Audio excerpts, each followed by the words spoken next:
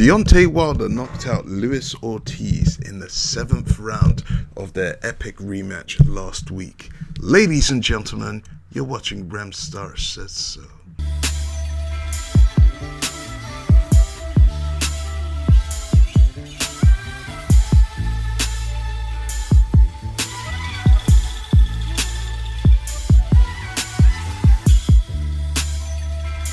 Okay, so let's get into this one, guys. Better late than never, I would say. Deontay Wilder, Luis Ortiz, number 2, the rematch. A fight that some people claim they weren't interested in, but almost everybody watched. This was a fight where Deontay Wilder was going out there to set a statement. You could argue that Deontay Wilder over the last 2 years has definitely fought the best competition in the entire heavyweight division. He's now fought Luis Ortiz twice. He's fought Tyson Fury. He knocked out Dominic Breazeale, who was ranked 9th in the world when they fought. Let's not take that lightly. Deontay Wilder has really stepped up in comparison to the rest of the heavyweight division, with the likes of Tyson Fury fighting Otto Wallin and Tom Schwartz. Anthony Joshua getting his ass whooped by a guy who lost to Joseph Parker, and also fighting Alexander Povetkin, I think it was. So yeah, you could make an argument that over the last 2 years, Deontay Wilder has actually fought the better competition out of all of the top heavyweights out there. 2 fights against Ortiz, Breazeale, Fury, and it's rumoured that he's going back in there with Tyson Fury again in February. If that happens, I'm not sure. The thing is that Deontay Wilder hasn't turned around a fight in 3 months in about 6 years. So why would you do it now, going into probably your most difficult fight against Tyson Fury for the second time? Why not take a full bit of rest and some time to sort of build up again? But, you know, that's a different day for a different story and a different video. But what can I say? Deontay Wilder, Luis Ortiz. I've seen a lot of sort of reaction videos. And because I'm a small channel, I do try to put my videos out after everybody else's, so that my videos don't get lost in sort of translation, where the bigger companies, YouTube, are going to really sort of push them.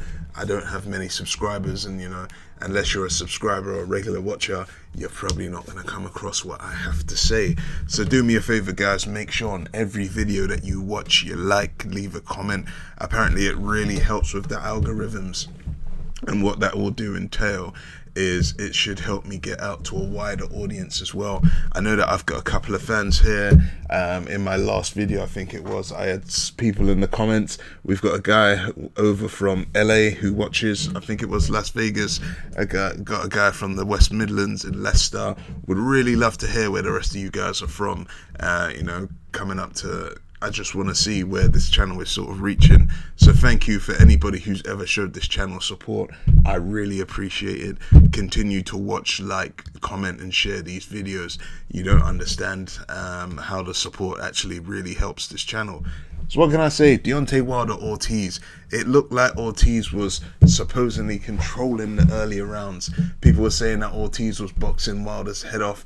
But I think that Deontay Wilder actually boxed a very good fight. I think he boxed very smart, and I think he boxed very conservatively. Let's not forget, as I've mentioned about 30 seconds ago, Deontay Wilder is due to climb back in the ring in 3 months' time to fight Tyson Fury. What Deontay Wilder was doing, in my opinion, was boxing a smart game, and also making sure that he wasn't taking too much punishment or exerting too much energy. For Deontay Wilder to really turn this around in 3 months, he's really got to, you know, go out there and sort of make sure that he is sort of boxing correctly. He threw the jab a lot, and what we saw is Deontay Wilder sort of changed it up a little bit. He was punching to the body and going for the left hook a lot more. One thing that I've liked about Deontay Wilder over the last sort of 2 to 3 years is that everybody used to call him Windmill Wilder.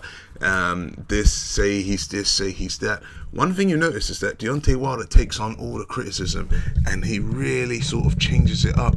You haven't really seen Deontay Wilder swinging from the heels in about maybe 4 or 5 fights. He actually fights a lot more conservatively now. People used to just take the piss and call him Windmill Wilder, and I always said that I think it was just there for the theatrics. I don't think that he needs to swing from the hilltops to get somebody out. So yeah, he was jabbing nicely and sort of working out his range. Yes, I understand that Luis Ortiz probably won the first 5. You could maybe even make an argument and say that he won the first 6 rounds, but at the end of the day, this is heavyweight boxing. In 42 or 43 fights, I think it is now, Deontay Wilder has only seen the final bell twice. He is not going in there to get to the end of the fight. So for him, it doesn't matter if, he loses the first 10 rounds, if he loses the first 11 or 12. The fact is, Deontay Wilder has stated this on many times before. To beat him, you might need to be perfect for 36 minutes. For him to beat you, he's only got to be perfect for about 3 seconds. That's how quickly he can pull the trigger. Once he sees that half chance and he explodes that right hand, fuck my life. You ain't getting back up. When Deontay Wilder punched Luis Ortiz into next week, Ortiz, he just about got up on 10, but I think because he took so long, the referee was just like, nah, you've had enough. And I think that the referee did right by him, because everybody knows what a finisher Deontay Wilder is.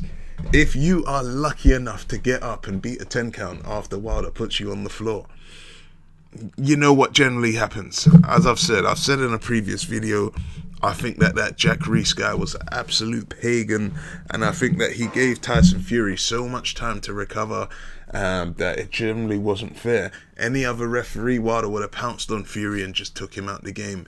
But yeah, I think Deontay Wilder, he was very calculated. I think he only threw about maybe 4 or 5 right hands the entire fight. He wasn't just going in there to power him out. And also, I remember saying to my friends in the build-up of this fight, that's not what Deontay Wilder should be doing. The fact is, Deontay Wilder said that he'd go and knock Ortiz out in 1 round, but I think that would be a foolish sort of move to do. The reason why is he took Brazil out in 1 round. It wouldn't make sense to go into a Tyson Fury fight having boxed 2 or 3 rounds for an entire year. I actually said in my predictions that I thought that Deontay Wilder would get him out within 8 rounds, and he got him out in the 7th. It is a shame that I'm no longer a betting man, because I've lost a lot of money betting on boxing and other sports in the past, and I no longer put money down. But I think it was clear as day.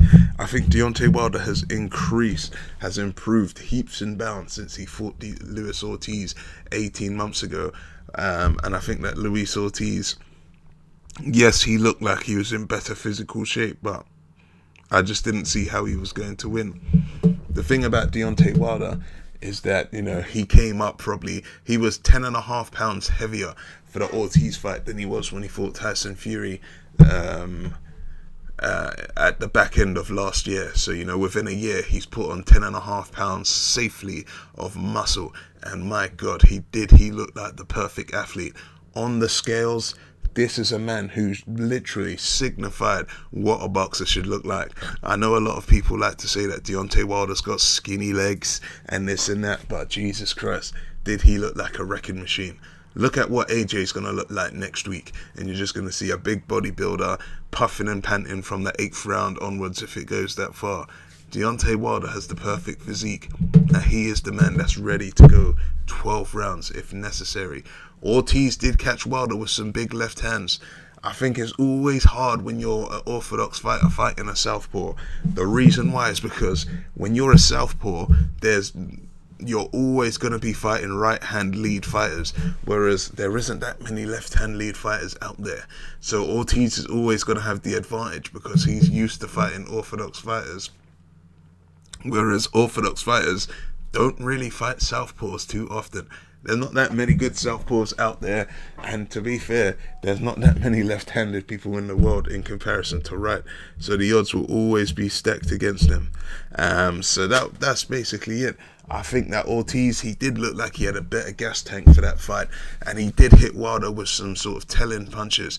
But one thing I've said about Deontay Wilder multiple times is that he has a chin, and his chin is a lot better than what people give him credit for. I think Deontay Wilder probably has come out of this fight unscathed, and if he is going to step back in the ring in 3 months' time against Tyson Fury, hopefully he shouldn't be carrying too many injuries to go with it.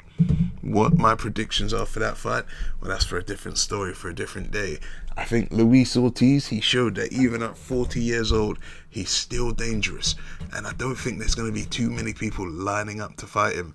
I remember AJ did say that he wanted to fight Ortiz, but when it realistically came down to it, AJ offered Ortiz, what was it, 5 million?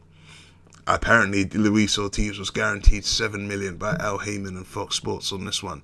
From what I've seen, Dan Rafael posted a post on his Twitter account, which said that Wilder's guaranteed purse was 3 million. Wilder's purse was 3 million, but he was guaranteed 20, and Ortiz's purse was, I think, 1.3 or 1.5, and he was guaranteed 7. What it sounds like is that Al Heyman and Fox Sports, it sounds like they sort of paid over the odds for this one, and they were prepared to take a loss on this fight regardless of the pay-per-view numbers, just to sort of reward Deontay Wilder and Luis Ortiz. Obviously, Ortiz could have gone over to DAZN and fought Anthony Joshua, and Deontay Wilder turned down that big contract that DAZN and Matchroom Boxing sort of offered him.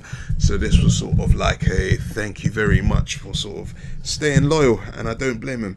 They are two of the best attractions that Al Heyman and the PBC has to offer, and you know, sometimes you do have to take a loss on that one.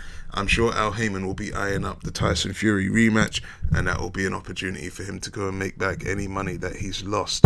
For me, it was a great fight. I think that Wilder boxed well. I mean, some people say that Wilder had his head boxed off. Me personally, I think it's more of a case that Deontay Wilder just sort of picked his moments. He was looking for the opportunity, and I think if you look just before that knockout, I think Luis Ortiz sort of looked away and smiled, because I think Ortiz in his mind thought he was going to get him out of there, but the fact is Wilder wasn't on the floor. As I keep explaining to you, Deontay Wilder haters, Wilder has been down once in 43 fights. I mean, he's got a chin. You can call him skinny legs, Bambi on ice, all that fucking bullshit until the cows come home. But until I see somebody actually do something to him, you guys just look like a bunch of fucking haters. And yeah, the fact is that knockout, it was so powerful. He actually punched through the guard. If you see what happened, he sort of punched Ortiz's hand onto his head, and Ortiz hit the canvas. It wasn't even a clean shot. And to me, I don't think Wilder threw it with his ultimate power. I think that Wilder might have left a little bit left in that gas tank on that one. I think if he would have really hit him with all of his might, I don't even think Ortiz would have stood up. Similar to that Dominic Breazeale fight, where Breazeale was just in a daze and stood up after 10 and then started complaining. So Deontay Wilder, he moves on. Let's take a moment to actually realize what Wilder has achieved. 10 title defenses. He's now gone level with Muhammad Ali in his second title reign with 10 title defenses, and also because of this title defense that he's just done, he will now be WBC champion for at least 5 years. I know you guys don't like Wilder, and you might say that some of his opponents weren't amazing, but all you need to remember is that he could only fight people inside the top 15. Anthony Joshua is ranked 2nd or 3rd, and he ran away to fight Charles Martin. What does that say about him? Let's just take into consideration, guys, Deontay Wilder right now has made more successful title defenses than Charles Martin, Bermane Stiverne, Tyson Fury, Joseph Parker, Anthony Joshua, and Andy Ruiz combined. So the next time you start hating on the guy, just remember what his man has achieved in the boxing ring. Anyway, guys, let me know your thoughts. I know this video is about a week late, but fuck it, it is what it is. What did you think of the fight? What do you think of Wilder going forwards? Do you think Wilder's going to be able to beat Tyson Fury? Leave a comment, hit like, hit subscribe, also press that bell icon. That's the end of the show, because Ram Star says so.